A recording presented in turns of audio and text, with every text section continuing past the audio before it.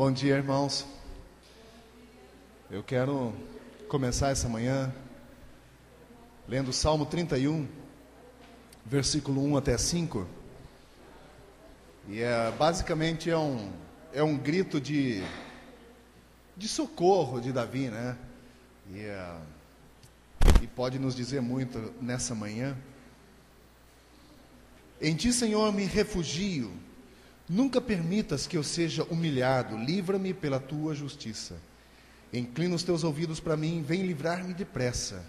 Sê minha rocha de refúgio, uma fortaleza poderosa para me salvar. Sim, tu és a minha rocha e a minha fortaleza. Por amor do teu nome, conduze-me e guia-me. Tira-me da armadilha que me prepararam, pois tu és o meu refúgio. Nas tuas mãos entrego o meu espírito. Resgata-me, Senhor, Deus da verdade.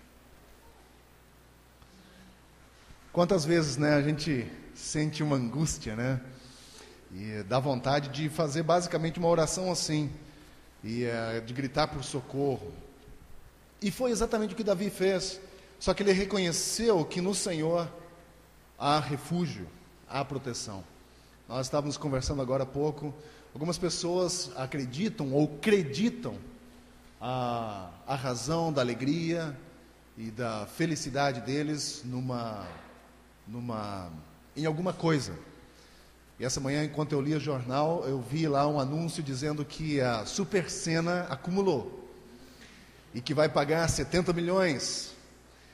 E eu fico pensando, durante essa semana até quarta-feira, parece-me que vai ser o próximo sorteio, pelo que eu li lá, que você vai perceber o quanto as filas vão crescer nas lotéricas, não é?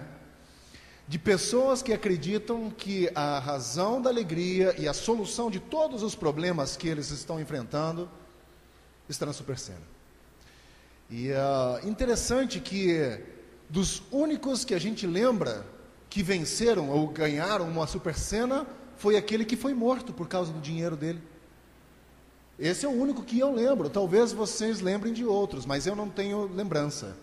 Vocês lembram quem venceu o último concurso da Supersena? Eu não lembro. Esses não são lembrados praticamente pela história. Fulano ganhou a Supersena. Mas isso nos mostra de novo de que a razão da nossa alegria e a razão o motivo da nossa felicidade não está na Supersena, não está no carro que nós dirigimos, não está no emprego que temos. Isso são coisas que nós precisamos. São coisas, mas não está nela. A razão da nossa alegria não está nela, e sim no refúgio que temos no Senhor. E até falamos sobre isso também. Davi nunca venceu uma Supersena, mas é lembrado até hoje, porque dependia do Senhor. E um homem que dependeu do Senhor fez esse clamor: em ti, Senhor, me refugio. Inclina os teus ouvidos para mim, vem livrar-me depressa. Um homem que tinha um clamor, uma necessidade rápida, diz: por favor, está demorando demais esse deserto, vem, me livra depressa. Se a minha rocha de refúgio, uma fortaleza poderosa para me salvar, eu sei que o Senhor é um refúgio, eu sei que o Senhor é uma fortaleza, eu sei que o Senhor é uma rocha poderosa, mas por favor, vem me salvar, que essa rocha, que essa fortaleza se torne realidade em minha vida hoje, eu preciso agora. Ele não duvidava disso do Senhor, mas ele precisava agora. Sim, tu és a minha rocha e a minha fortaleza. Pode ver no versículo 3, ele confirma isso, ele não duvida, ele diz: você é essa rocha, mas por amor ao teu nome, conduze-me e guia-me através desse sofrimento. Guia-me, conduze-me. E no versículo 4, tira-me da armadilha que me prepararam, pois tu és o meu refúgio. E nas tuas mãos entrego o meu espírito. Resgata-me, Senhor Deus da verdade. Resgata-me. Talvez você esteja nessa circunstância essa manhã. E o apóstolo Paulo nos ensina um princípio muito interessante para a nossa vida. Ele diz: nós somos daqueles que não olham as circunstâncias, mas nós olhamos o amor de Deus. E olhar o amor de Deus é entender que Ele é a rocha e fortaleza, que Ele é sim o refúgio, que Ele é a salvação, apesar das circunstâncias, Ele é. E também entregar o seu espírito ao Senhor. Isso é não olhar as circunstâncias. É entender quem Deus é, saber quem eu sou e entregar ao Senhor o nosso espírito. Que o Senhor possa nos resgatar nessa manhã, né? do momento e da circunstância em que você está vivendo. De repente você esteja nessa manhã numa fase de extrema alegria, com vontade de pular e de celebrar o Senhor, e isso é muito bom. Talvez você esteja nessa manhã numa fase de tremenda aflição e de desesperança, desilusão e tudo mais. Isso faz parte da nossa vida cristã. Não se sinta mal se você estiver passando por isso. A nossa vida cristã nunca é assim. Ela é feita de altos e baixos. E esses altos e baixos, elas nos ensinam muito sobre quem nós somos, sobre quem Deus é. Aprendemos muito sobre como nós podemos esperar no Senhor nos momentos de dificuldade, como nós podemos celebrar nos momentos de grande exaltação. Enfim, Deus é o Senhor e o nosso refúgio. Independente de como você entrou aqui essa manhã, eu quero convidar você a celebrar o Senhor. A fazer e aplicar na sua vida aquele princípio que o apóstolo Paulo nos ensina, de não olhar circunstâncias, mas olhar o amor de Deus.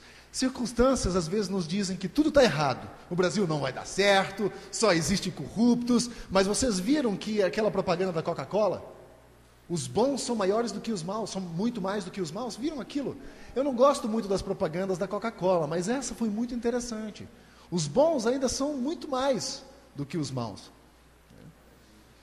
E eu acho que nós podemos deixar de olhar as circunstâncias um pouco e olhar mais o amor de Deus. Eu quero convidar você a fazer isso essa manhã. Bem-vindo você que veio aqui esse dia, deixou a sua cama lá no domingo preguiçoso, né? Antecedendo uma semana super curta, né? Nós temos uma semana de segunda e quarta-feira é sexta, né? Quarta-feira já é sexta-feira. Então é uma semana muito curta e muita gente está viajando já, resolveu dar uma esticada maior. Mas para você que está aqui, eu quero convidar você a colocar o seu coração diante do Senhor nesse dia, permitir que Ele fale ao nosso coração, através de todos os momentos que teremos aqui de músicas, de oração e de entrega ao Senhor, que você tire esse momento de até meio-dia, quando ficarmos aqui, um período de excelência ao Senhor, de excelência. Dê o seu melhor ao Senhor, são só 1h30, dê o seu melhor ao Senhor. Independente das tuas limitações, dos teus problemas e circunstâncias, dê o seu melhor ao Senhor. Vamos entregar ao Senhor esse dia, esse momento. Vamos convidar o Senhor a falar aos nossos corações, às nossas vidas nessa manhã. Enquanto eu oro aqui, ore aí também e vamos pedir ao Senhor que fale a nós nesse dia. Pai querido, primeiro nós queremos agradecer ao Senhor, porque o Senhor é o nosso refúgio. O Senhor é a nossa fortaleza e é poderoso para nos salvar. Queremos nessa manhã celebrar o Teu nome, porque apesar das circunstâncias indicarem exatamente o oposto, nós podemos esperar no Senhor, sabendo que nós não seremos frustrados ao esperar no Senhor. Então nesse dia nós pedimos, eu peço nessa manhã, que o Senhor venha falar ao nosso coração, aquilo que o nosso coração precisa ouvir. Desafia-nos a um andar mais íntimo com o Senhor. E se porventura algum de nós aqui nessa manhã está se achando justamente no momento de extrema crise, que o Senhor também nos dê uma luz no fim do túnel, por assim se dizer. Que nós possamos visualizar o Teu plano e propósito para a nossa vida e acreditar nele de todo o nosso coração. Nessa manhã eu peço, Deus, que o Senhor nos abençoe com Tua presença aqui. Que o Teu Espírito fale em nossos corações, que nós possamos ouvir a Tua voz, acalmar a voz do nosso coração para ouvir a Tua voz. Que nós possamos ser impactados por Tua palavra, que nós possamos ser impactados pelo Teu amor e misericórdia. Eu peço que o Senhor tenha liberdade aqui nesse dia em nossa vida. Oro isso em nome de Jesus. Amém. Amém. Essa manhã também temos a alegria de ter Cecília em nosso meio, que depois de algumas semanas longe da queda que sofreu, está aqui com a gente, se recuperando aí por mais um mês. Cecília está de descanso por mais um mês até tomar volta.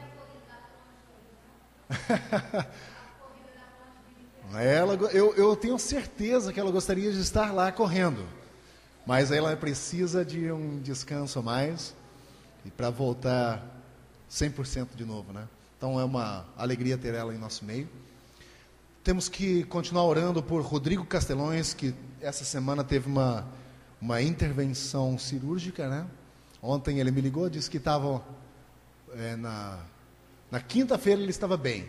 Quando eu liguei para ele, que ele estava se sentindo bem e tal. Ontem ele estava com um pouco de dor. Então precisamos continuar orando por ele, né? Para que ele se recupere o quanto antes. Tem mais alguém que tem pedidos de oração que a gente possa orar nesse momento? Se você veio preparado também com seu dízimo e sua oferta, você pode fazer isso nesse momento também, de trazer e ofertar. Você não é obrigado a fazer, você pode fazer se você tiver vontade e alegria e disposição de coração de fazer. Você se sinta livre para fazer isso. Temos nossos avisos também, que nessa semana, para vocês que estão planejando, jovens, né, que estão planejando ir para o retiro, já esse final de semana. Então eu não sei como é que vocês fizeram. O pessoal de Niterói parece-me que vai só Vanderlei e Elemar. Então eu não sei se temos mais pessoas aí dispostas e disponíveis para fazer isso. Então teríamos que ver isso até final dessa semana, até quinta-feira no máximo, porque tem um ônibus que sai de São Paulo com a igreja lá de São Paulo para Joinville. Então teríamos que ver isso, a possibilidade de ir até São Paulo e descer de ônibus com o pessoal de São Paulo. Também, se você não viajar nesse final de semana, estiver por aqui nos arredores aqui, nós vamos ter uma programação na sexta-feira à tarde aqui na igreja. É algo bem simples, como nós temos sempre o costume de fazer, onde nós celebramos a sexta-feira da Paixão, né, da Páscoa. Então você está convidado a vir aqui. Nós vamos ter não um culto normal como nós temos com música e pregação, nada disso, mas nós vamos ter um período de louvor, um período de relembrar, e não vamos usar luzes do templo, ok? Nós vamos iluminar o templo com velas, para ter um momento mais de introspecção. Então, se você tem disposição na sexta-feira de estar aqui com a gente, às 7 horas da tarde, vamos fazer isso 7 horas da tarde, que vai estar escuro, da noite, né? Nós não estamos mais no horário de verão, né? Porque no horário de verão, 7 horas tinha sol, mas não. Então, 7 horas, 19 horas, vamos nos reunir aqui. E nós vamos passar a instrução ainda durante essa semana, ok? Esses são os nossos avisos. Também terça-feira agora teremos a oração, né, Penha? Não está aqui, mas provavelmente teremos sim, na terça-feira às 14h30, o grupo de oração aqui na igreja. Esses são os nossos avisos. Precisamos também orar por Gilson e Juliana, que estão 2 semanas em Curitiba dando palestras. E eles precisam muito de oração, porque é um período de desgaste muito grande. Então, se você tem também vontade de conhecer um pouco mais da ONG, já tem o site deles, da Ação Voluntária, né, Atuação Voluntária.org.br. Você pode dar uma olhada lá no site, todos os trabalhos que eles desenvolvem. E a Juliana está, então, dando palestras durante esses dias lá em Curitiba. Então precisamos orar por eles. Vamos fazer isso nesse momento.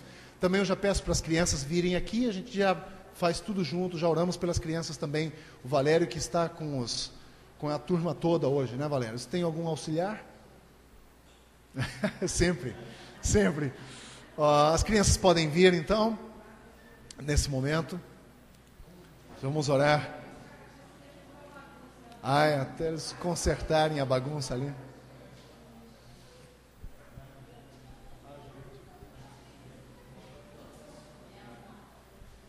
Pode vir, Mateus.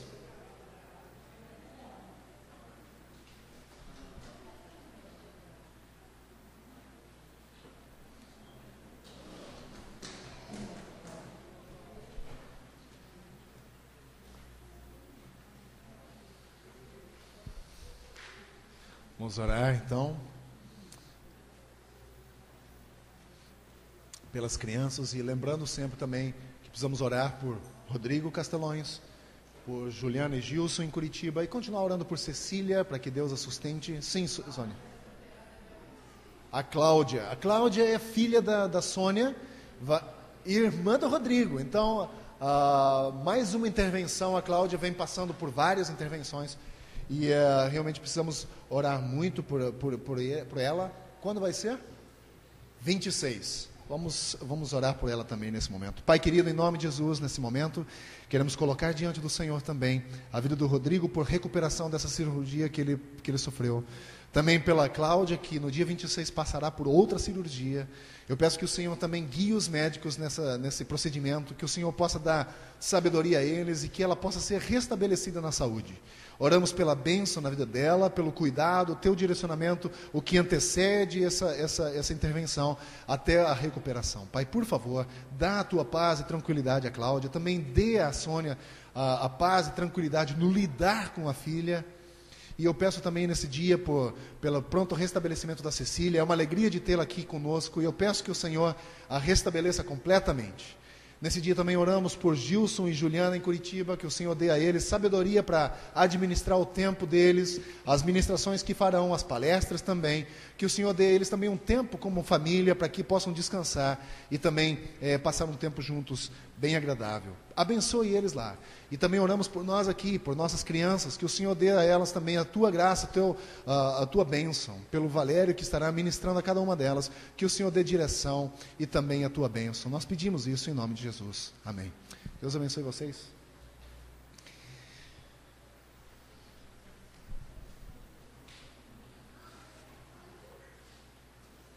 Estamos chegando à época mais esperada e aguardada pelos menores, né? E por que também não dizer pelos maiores que gostam de chocolates? Né? E é a época em que a gente mais come chocolate, né? É a época de Páscoa. E Natal também. Mas basicamente a Páscoa é bem mais voltada para os chocolates, né? E é bacana, é muito bom isso, de certa forma. Não sou contra isso. Agora também precisamos lembrar o porquê da Páscoa, porque nós celebramos a Páscoa e tudo mais. E nessa manhã nós chegamos então a nossa terceira semana, falando sobre a paixão e morte e ressurreição de Cristo. E é bastante interessante quando você começa a olhar a sequência, né, de uma semana, né, dos acontecimentos que levaram uma população inteira a querer coroá-lo como rei, a recebê-lo em Jerusalém e saltando de alegria e já não ter mais capas suficientes para fazer um tapete para que Jesus entrasse, né? Eles cortaram até galhos de árvores para fazer então o tapete de entrada triunfal de Jesus. E essas mesmas pessoas que no domingo celebravam, na sexta-feira estavam gritando, querendo e desejando, assim, pedindo a crucificação desse mesmo homem que eles haviam então aclamado como rei deles. É uma loucura quando você começa, parece não consistente, parece que a coisa não faz sentido. E a gente percebeu aqui durante essas semanas quais são alguns fatores que levam pessoas a abandonarem a fé que têm, né? E a gente percebeu no domingo passado, quando falamos sobre um sistema de crenças falho. Basicamente, hoje nós temos, dentro do Ocidente, aqui na nossa parte ocidental, um sistema de crenças muito falho, muito frágil, que não suporta dificuldades. Quando dificuldades vêm na vida, a primeira coisa que você faz é chutar a tua fé. Porque o sistema de crenças que você criou é muito frágil, é muito falho. Ele não suporta dificuldades, porque você ouve sempre dizer que o cristão é mais que vencedor. É basicamente um cristianismo triunfalista. Eu não sou contra também o triunfalismo, porque ele é bíblico. Agora, como nós entendemos o triunfalismo? É somente em questões materiais? Questões de saúde, questões de bem-estar familiar e tudo mais? Não é isso que a Bíblia nos promete. Quando a Bíblia fala da paz, ele usa o termo shalom, que é um termo hebraico muito mais amplo do que a gente pode imaginar. É um termo que também transmite a questão financeira, transmite a questão de alegria, transmite também a questão de paz, de espírito e uns com os outros, também a questão familiar, enfim, é um pacote muito grande. E essa manhã, então, nós vamos queremos passar um tempo juntos aqui, eu quero passar um tempo com vocês, pensando sobre uma questão de ousadia no acreditar. E, como eu disse no início do culto essa manhã, quando nós olhamos as circunstâncias, todas elas são adversas. Basicamente, todas as circunstâncias nos fazem achar que não tem mais jeito. Na questão de política, questão social, né? Não sei se você leu esses dias, passou uma reportagem falando sobre a questão de educação no Brasil. E uma escola em São Paulo, uma das melhores escolas de São Paulo, na avaliação do MEC de 0 a 10, a melhor escola, a mais bem conceituada de São Paulo, tirou 3,55. Ela não tirou nem a média para passar, gente. Que a média até baixaram de 6. Na minha época era 7, quando eu ia na escola era 7. Aí baixaram para 6, agora baixaram para 5. Essa escola não alcançou média para passar. Quando você olha essas circunstâncias, você diz, que coisa. E parece-me que no Brasil existe um exemplo único de excelência no ensino, que é o Dom Pedro II do Humaitá, que é um dos melhores colégios mais bem conceituados do Brasil. O São Bento. Então, dentro daquela reportagem, eles falaram do Humaitá, então agora tem mais um. Então, eu acho que legal, é bom ter isso, mas se você olha as circunstâncias, você diz, puxa vida, não é um país que se alegra, né, que celebra e rejubila o fato de estar entre as 7 potências mundiais. Nós temos a pior educação do mundo, ficamos apenas atrás de países pobres da África. Quando você olha as circunstâncias, você diz, parece que não tem jeito. Mas, de novo, nós somos convidados a usar um princípio que é não olhar as circunstâncias, mas de lutar, de ir contra as circunstâncias. É basicamente lutar contra a maré. E essa manhã eu quero falar sobre a ousadia no acreditar. O ousar acreditar, ser ousado a acreditar, é um caminho para restaurar a tua fé e confiança no Senhor. E de novo, quando nós temos um sistema de crenças muito falho, muito frágil, a nossa fé, ela sofre. De novo, quando circunstâncias adversas vêm na nossa vida, a primeira coisa que balança é a nossa fé. É a primeira coisa. A gente pergunta, onde estava Deus? Por que Deus permitiu? Por que comigo, Senhor? E essas perguntas, elas são capciosas. Elas balançam você legal. Eu acho assim, no meu ponto de vista, nós temos que questionar. Nós fomos feitos seres pensantes, precisamos pensar, questionar sim. Agora, precisamos ter um sistema de crenças que suporte os nossos questionamentos. Né? E esse sistema de crença não deve ser algo tão abstrato, algo tão que você não entende, que é algo tão relativizado. Precisa ser algo pensado sobre. Citei aqui semana passada Santo Agostinho, que diz assim, crente não apenas acredita, ele pensa no que crê e crê no que pensa. É completamente diferente. Quando você analisa, pensa no que você crê, você cria uma base, um fundamento sobre aquilo que você crê, que você passa a crer no que você pensa. Mas quando você crê sem pensar, você o abandona na mesma velocidade, porque o sistema de crenças é muito falho. Então nós precisamos voltar, dar uma olhada de novo no que nós começamos, ou da onde nós começamos como crentes. Por que eu creio no que eu creio? Você já se perguntou sobre isso? Por que você crê no que você crê? Ah, porque fez sentido, porque é uma filosofia bonita. Isso funciona na tua vida até o momento em que uma crise chegar, ou uma outra filosofia melhor do que essa surgir. E você abandona ela. Então precisamos pensar no que nós cremos, avaliar no que nós cremos, e depois acreditar no que nós pensamos. Não inverter o processo.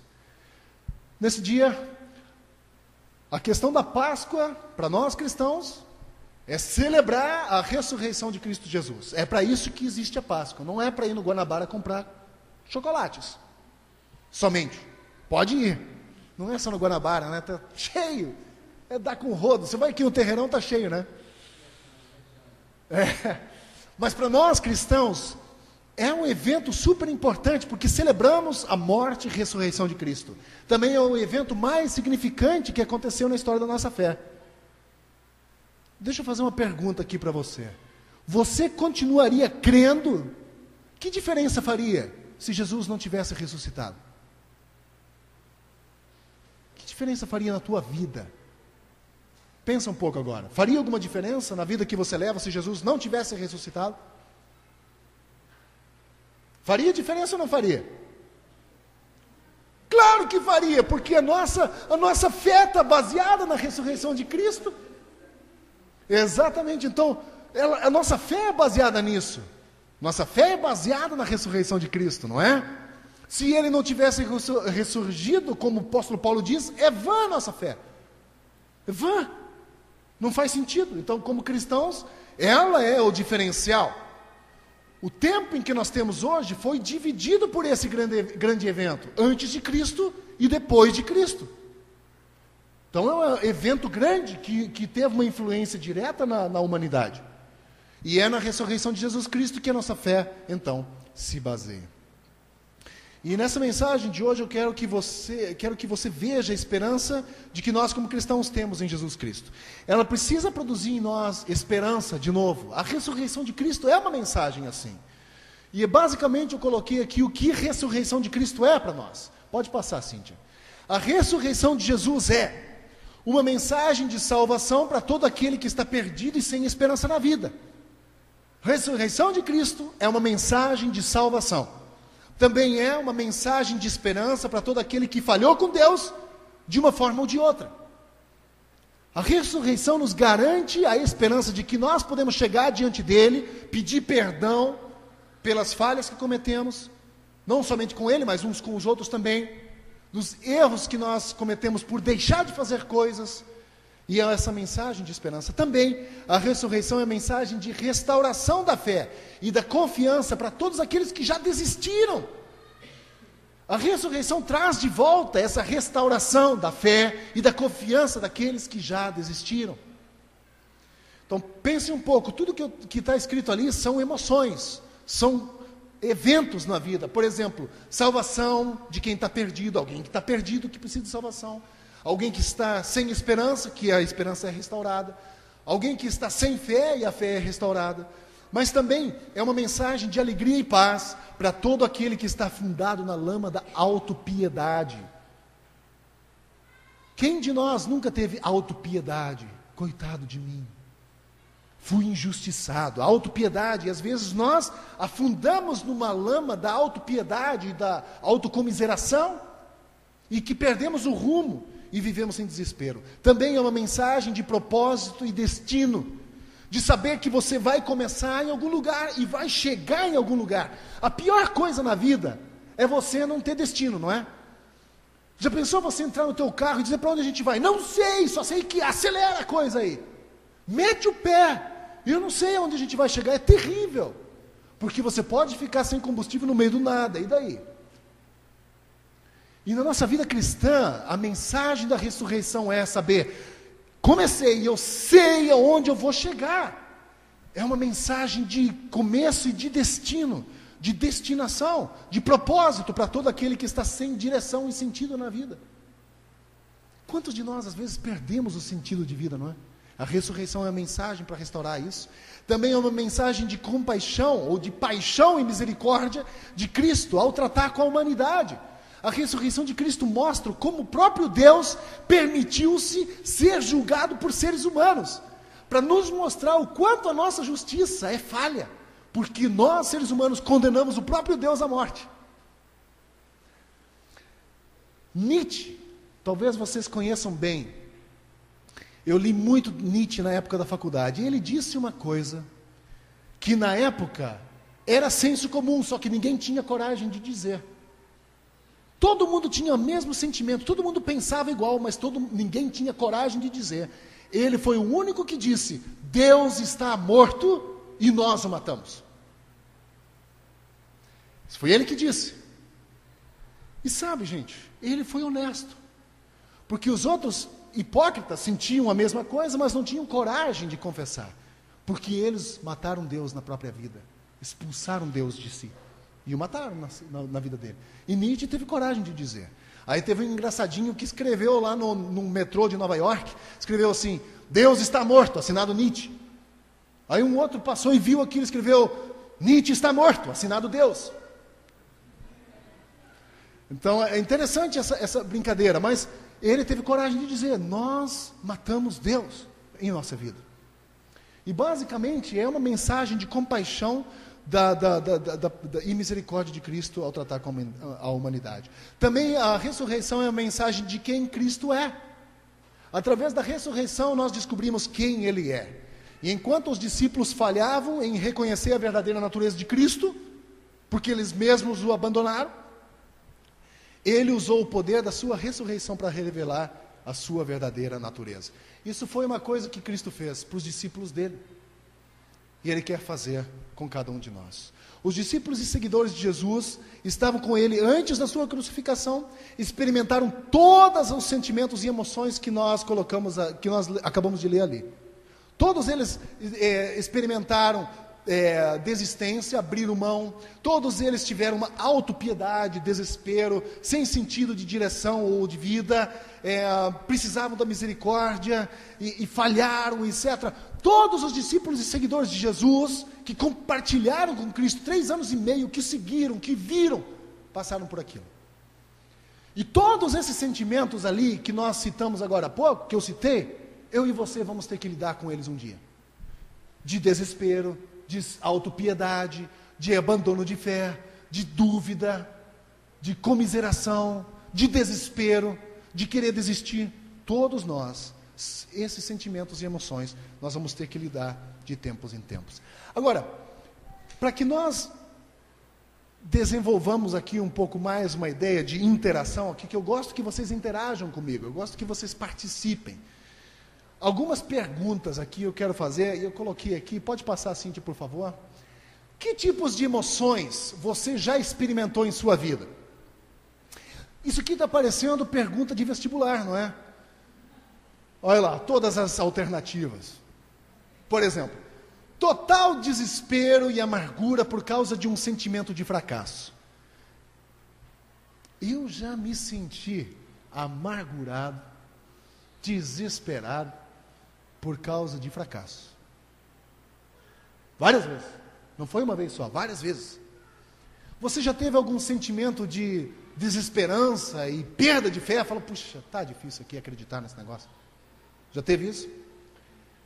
Você já teve uma depressão? Eu não quero que você me entenda mal, ou depressão que a gente entenda aqui. Depressão é no sentido de ficar deprimido com a tua fé. Depressão e desespero devido à perda, aquele Dzinho mudo não tem, perda de propósito e de direção. Já teve isso? É quase uma crise existencial aqui, não é? Que nós, quando adolescentes, quem sou eu? Quando adolescente, você chega na idade de adolescente, você pergunta, quem sou eu? Quem eu vou ser? Para onde eu vou? E é uma crise existencial que todos nós passamos na época de adolescente, tem uns que estão passando, mas quando nós crescemos na nossa vida cristã, nós passamos por todas as fases de maturação. Nós saímos bebês espirituais e vamos crescendo, e chegamos na adolescência. E aí nós chegamos na adolescência e temos essa crise existencial. E aí a gente vai crescendo e chegamos numa segunda fase, que é quando o homem atinge 40, 50 anos, que ele repensa a vida dele e ele entra na crise dos 40. Não é? E o ser humano está sempre numa crise. Aí tem a crise dos 50. Aí tem a crise dos 60. E sempre estamos em crise. E na nossa fé não é diferente. Nós estamos sempre numa crise. E agora? Mas todas as crises que nós passamos, todas elas, sem exceção, elas têm um potencial muito grande de fortalecer a nossa fé e de purificar quem nós somos, de fortalecer quem nós somos. E nós passamos a entender muito melhor quem nós somos, de fato, e quem Deus é. Porque em todas elas nós temos grandes demonstrações da graça de Deus e da intervenção de Deus, como nós permitimos, né? Agora, qual delas você se encaixa? Ou em todas acima? Eu coloquei a letra D para mim. Sério mesmo. Porque todas essas alternativas eu passei. Todas elas. E não foi diferente aqui com esses discípulos de Cristo. Não foi diferente. E essa manhã é que nós pensemos um pouco sobre como eu posso restaurar a minha fé se eu já a perdi. Com alguns princípios que Jesus usou com os discípulos dele. Eles estavam assim, ó, desse jeito, totalmente desesperados e amargurados, porque fracassaram, né? Um o traiu, o outro o negou, e muitos outros o abandonaram totalmente, né? E a semana que antecedeu a morte e ressurreição de Cristo foi uma semana que começou com grande entusiasmo e grandes expectativas da parte dos primeiros seguidores de Cristo, né? E, como eu disse antes, celebraram. Os seguidores de Jesus estavam prontos a coroá-lo como rei, né? Apenas para ter as suas expectativas e esperanças destruídas com a morte de Cristo. Eles eram incapazes de perceber, ou foram incapazes de perceber o evento que estava acontecendo. E a fé em Cristo estava tão abalada que mesmo após a ressurreição de Cristo, eles tiveram dificuldade de acreditar. Mesmo depois da ressurreição. Mateus 26, 56 diz o seguinte: todos os discípulos o abandonaram, né? Então todos os discípulos o abandonaram e fugiram. Todos. Se nós fôssemos pegar hoje, gente, existe dentro da teologia uma coisa muito interessante que me faz vibrar em alguns aspectos. Quem são os pastores que são convidados a dar seminários? Vocês já perceberam? Os summits e que acontecem mundo afora, são pastores que têm 10 mil membros na igreja deles, são pastores que têm mega igrejas. Eles não convidam pastores de pequenas igrejas para darem palestras. Jesus nunca seria convidado para dar palestra. Nunca. Porque ele teve de repente 5 mil discípulos. Ele fez uma pregação, sabe quantos seguidores ficaram? 12. Numa pregação só. 12 ficaram, só. Mas diz, esse jamais seria convidado para dar uma palestra sobre crescimento de igreja, porque ele fez o caminho inverso. As pessoas foram embora, porque não queriam ouvir aquilo que ele estava pregando. Sabe por quê, gente? Seres humanos estão acostumados a ouvir aquilo que o ouvido gosta de ouvir, né? Até Tessalonicenses diz que nos últimos dias serão levantados líderes que falariam coisas que eram agradáveis aos ouvidos. Esse é bom de ouvir, porque falou coisas que o meu coração anseia. Eu acho que sim, às vezes a gente fala coisas que o coração anseia, mas também às vezes precisamos falar coisas, ou ouvir coisas que o nosso coração não quer ouvir, ser chocados contra uma realidade, não é? E basicamente Jesus fez isso, e todos os discípulos o abandonaram, e eles perderam então a esperança naquele que os veio libertar e redimir. A primeira coisa, nós precisamos ler o texto dessa manhã, que está em Lucas, capítulo 24.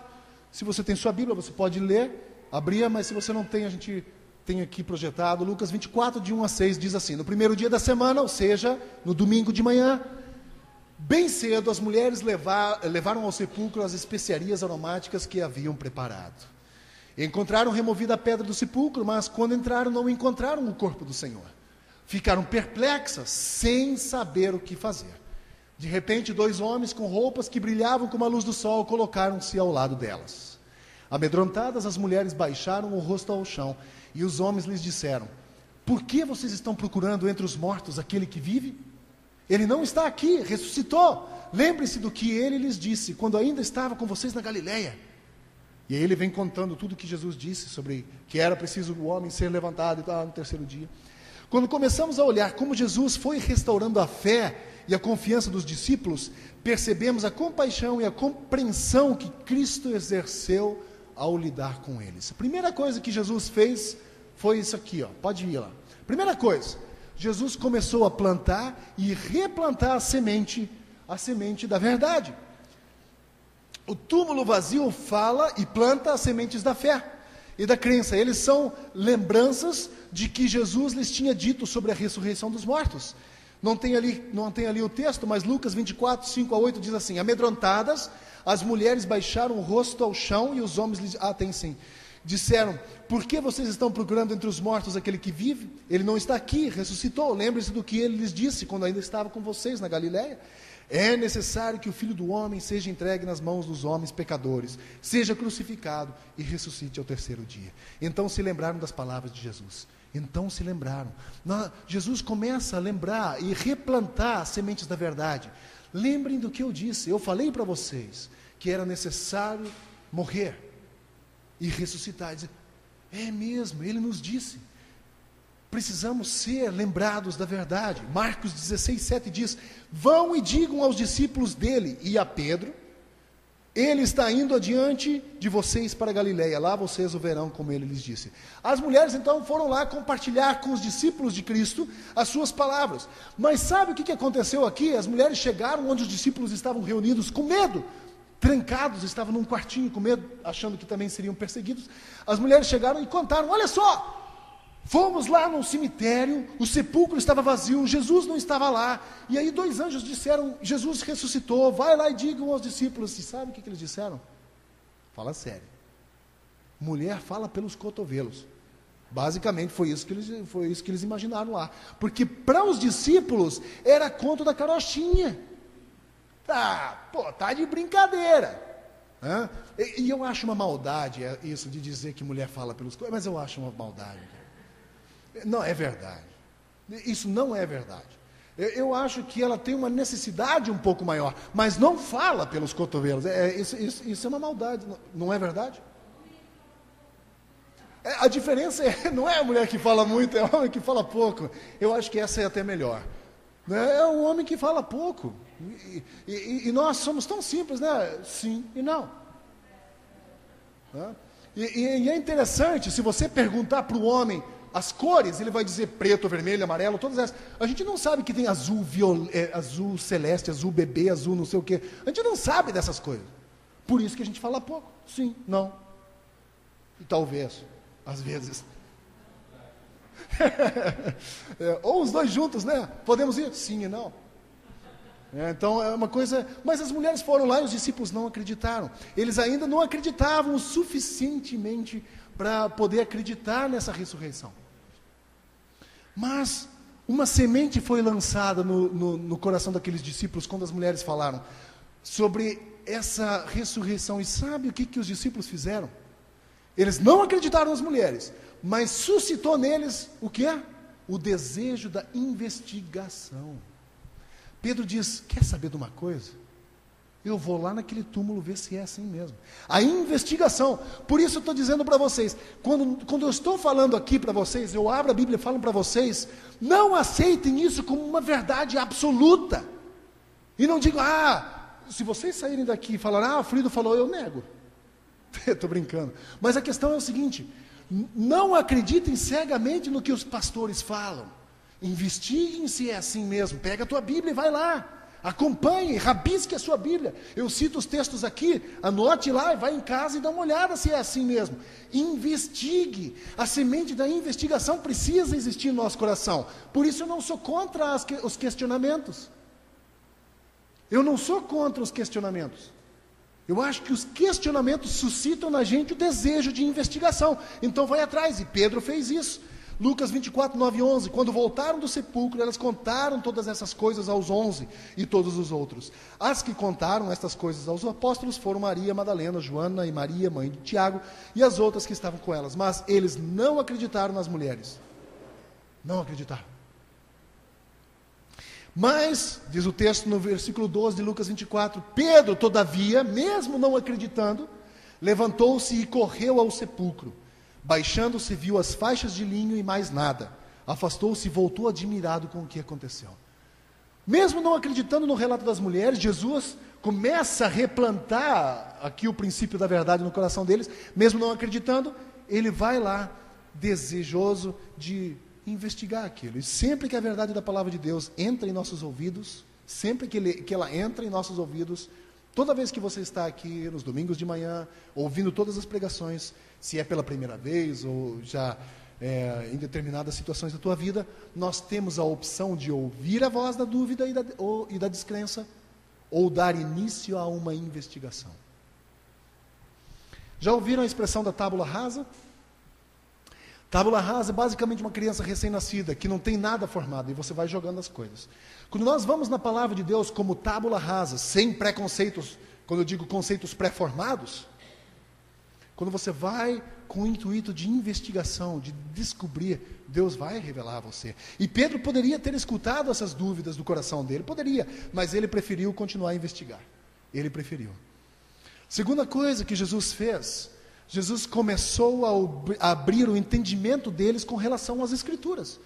Veja só o processo. Primeiro, ele começa a plantar e replantar a verdade, a semente da verdade. Depois ele abre o entendimento deles às Escrituras. E esses homens estavam, então, com esse coração um pouco endurecido, e Lucas 24, 27 diz que Jesus estava descendo para Emaús, o caminho de Emaús estava descendo, e 2 discípulos que andavam com ele, estavam andando também. Jesus começou a andar com eles, eles não o reconheceram.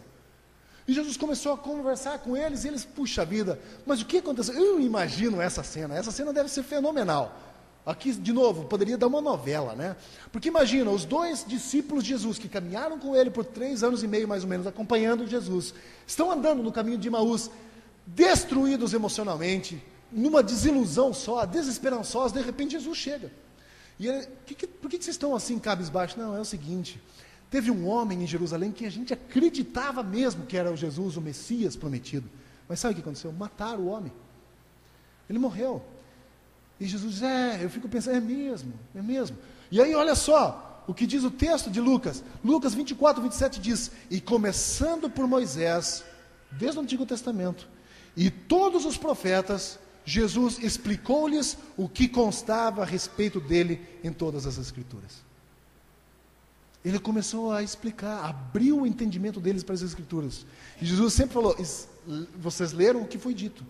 Jesus os explicou. Quando temos uma abertura em nosso coração, que nos coloca em curso de investigação, Deus é fiel para abrir o nosso entendimento para a sua palavra. Portanto, não se sinta mal quando você começa a questionar muitas questões de Deus. Isso deve jogar você para a investigação. Deve levar você ao estudo, à investigação. Eu quero ver se é assim mesmo. Eu quero ver.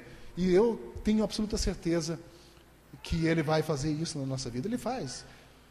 Terceira coisa, de novo, vamos ver o processo. Primeiro Jesus planta a semente da verdade, depois Jesus abre o entendimento e de repente Jesus se torna real.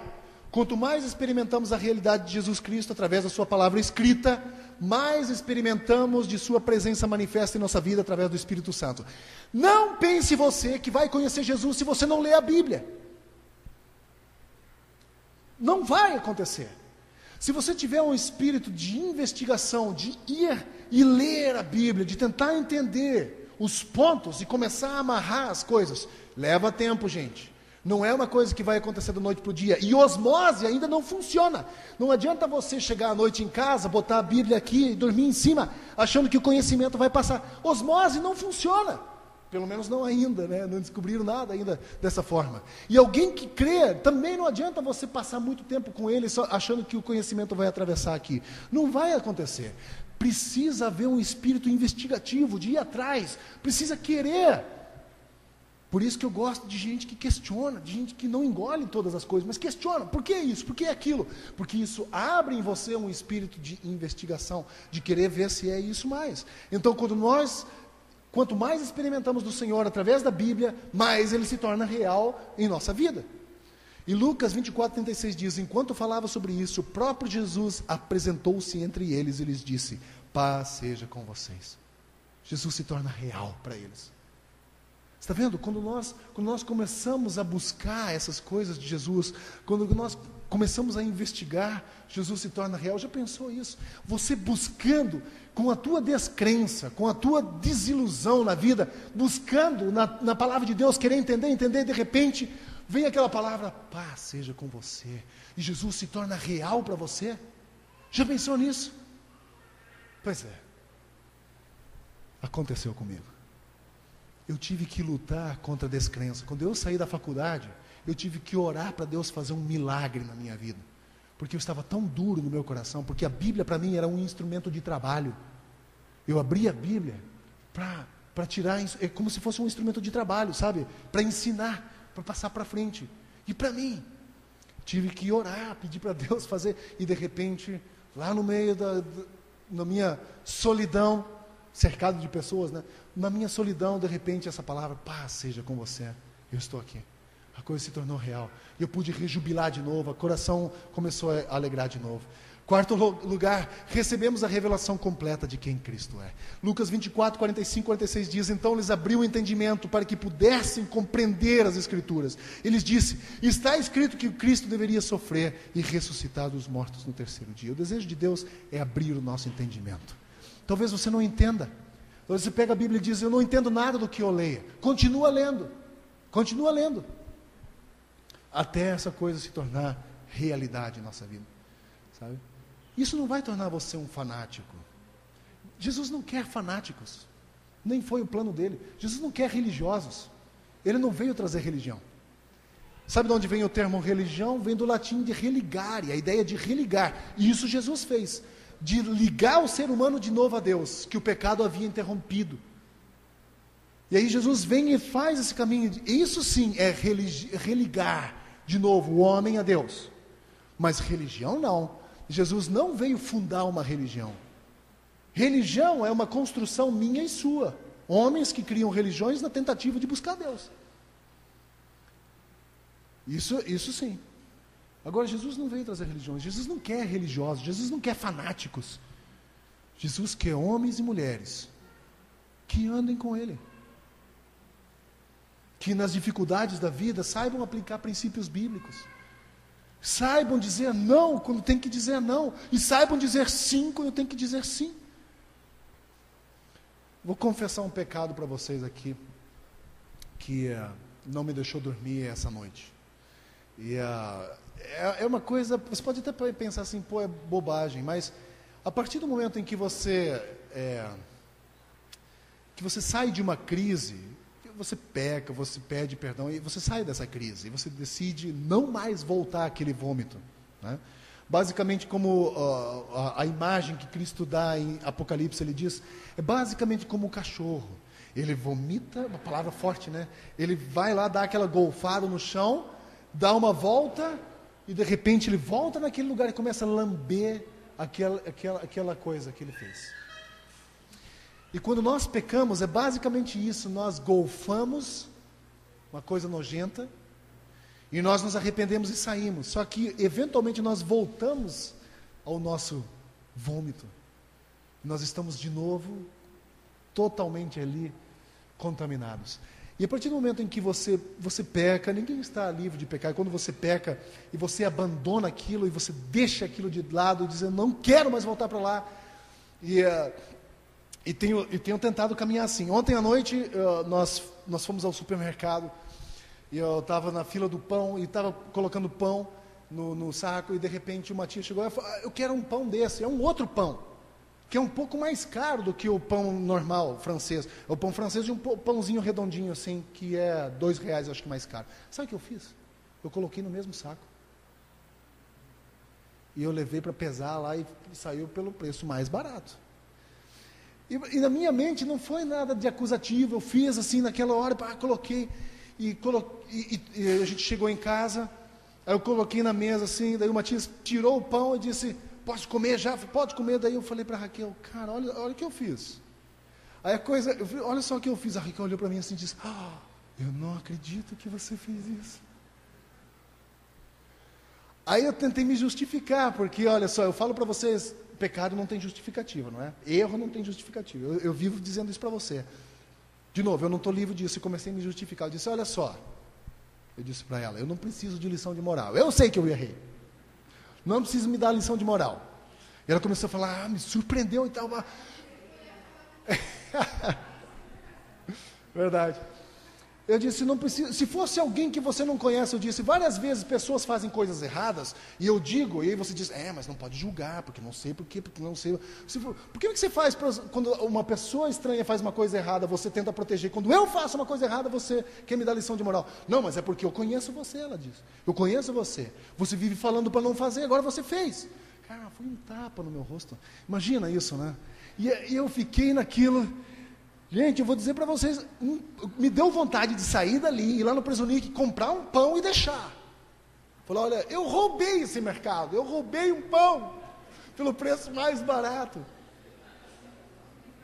E eu fiquei imaginando aquilo, pode parecer tão simples, mas se nós começarmos a fazer concessões com coisas pequenas, daqui a pouco as coisas pequenas vão crescendo.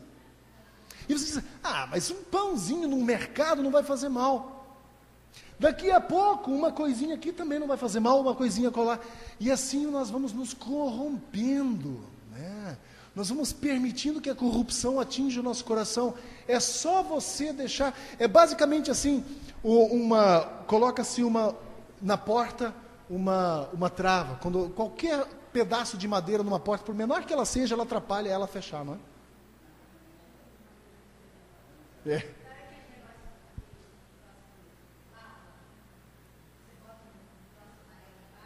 Ah, sei.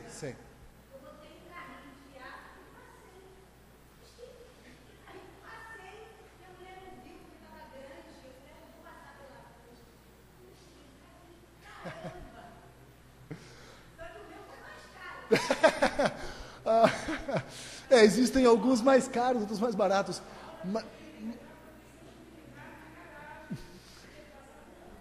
Olha só, temos uma.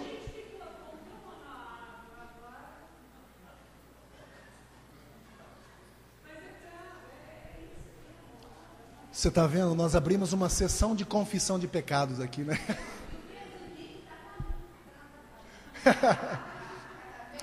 Mas, gente, a ideia aqui não é o tamanho nem o valor. A ideia é o princípio de não abrir concessão. De não abrir concessão em pequenas coisas, que vai fortalecer a tua vida, não abrir concessão em coisas maiores. Basicamente isso. Então, o que nós precisamos para a restauração da nossa fé? Nós precisamos permitir que Jesus replante a semente da verdade em nosso coração. Nós vimos aqui, umas 2 semanas atrás, aquele vídeo sobre o balão. Independente do que você pensa, independente dos teus princípios, o que você acha, existe uma verdade. Existe uma verdade. E é por isso que existem tantas religiões no mundo, porque, como eu disse antes, a religião é a tentativa humana de buscar essa verdade. Porque todos eles têm um desejo no coração por busca dessa verdade. Todos. E as pessoas que dizem, não, eu não sou, é a maior mentira. Porque todas as pessoas lá dentro, no mais profundo do coração, têm o desejo pela busca.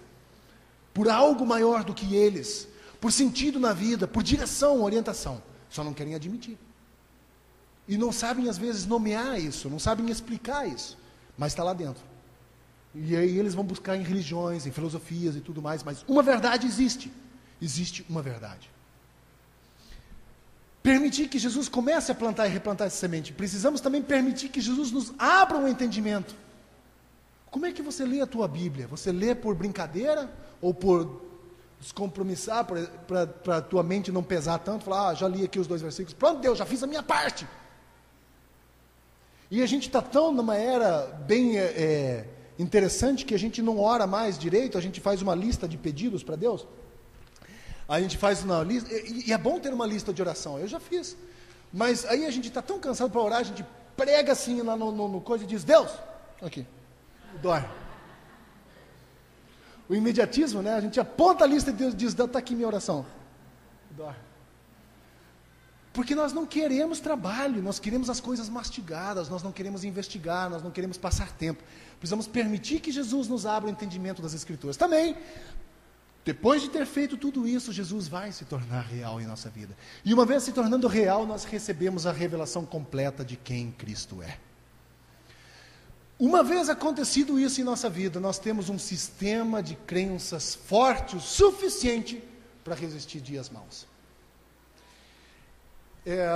Eu sei que aqui no meio de nós, existem pessoas que estão passando fases difíceis na vida. E eu vou dizer para vocês, essas pessoas estão aqui por causa de um sistema de crenças que não é tão falho. Estão aqui porque, apesar das dificuldades, estão persistindo. Sabem que o Senhor é a fortaleza, o escudo da proteção. Mesmo não conseguem ver a saída ainda, não conseguem ver, mas estão aqui, estão buscando, estão acreditando nisso, porque tem um sistema de crenças forte. Não vou dizer que o sistema de crença não dá uma balançada. Dá uma balançada sim, somos seres humanos. Mas ele não racha, não rui. Rui parece nome de pessoa, né? Rui Barbosa. Mas ele não cai, não quebra. Essa manhã eu quero aplicar isso que nós aprendemos aqui essa manhã. Vamos aplicar como na nossa vida?